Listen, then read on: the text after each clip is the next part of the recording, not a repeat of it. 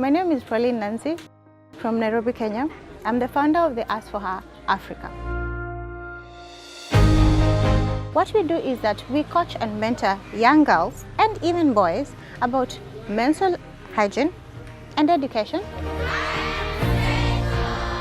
We work with girls and boys from age 13 to 20 because this is the time that they have questions and they are curious. Growing up, myself and many of my friends could not afford a single pack of sanitary towels. I remember there were days that we would use mattresses, and sometimes we would use rags. Put together a few rags and then put them under your pant to use when you're in your menses. And sometimes we would use tissues because tissue is cheaper than sanitary towels. The first time I felt the urge to do something for my community, I think I was driven more by emotion. When I was in primary school, a friend of mine disappeared in school and I never heard about her for like 2-3 years. And I remember going to her home to look for her, only for me to realize that it's because she couldn't afford as little as a sanitary towel. And that is why Us4Her Africa exists. But through that, there are also many things that I actually saw. I saw many girls being period shamed at school for soiling their skirts.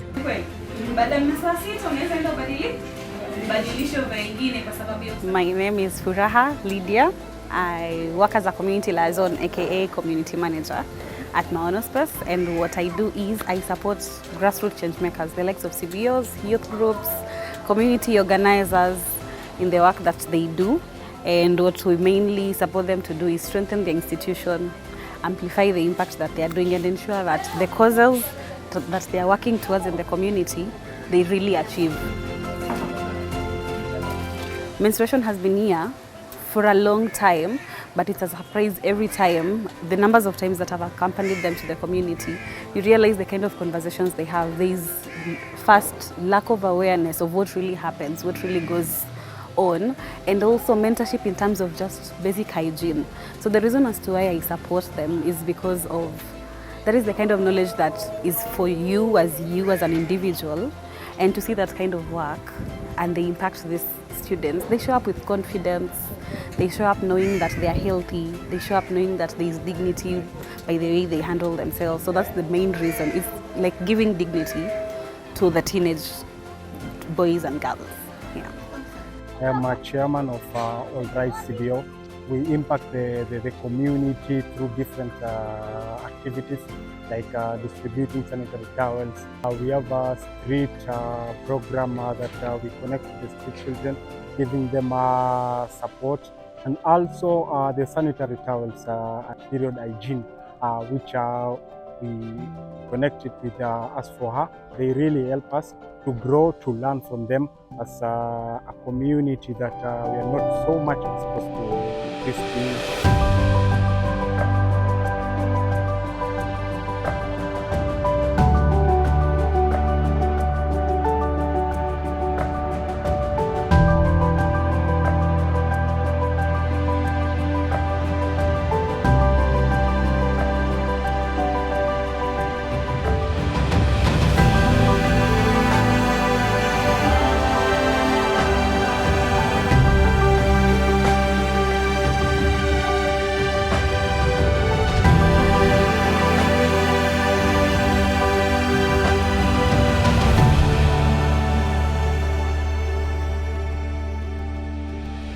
I'd say Prolene's leadership style first is the kind of, it's servant leadership, in that she serves. Literally you see her serving. It is in the packaging, it is in the delegation of duties, it is in the having one-on-ones with these young children. Everything she preaches, she does first before she expects or she delegates to someone else. She maximizes on impact first. The other thing is effectiveness. How do we do this in a way that really benefits their child first, fully, before anything else? And sometimes she'll just come from one session to the other to just see the kind of conversations that are going on. And she will participate in a fun way. Sometimes she'll do things like, oh. So it makes it doesn't feel like this is a boss, but she's part of us.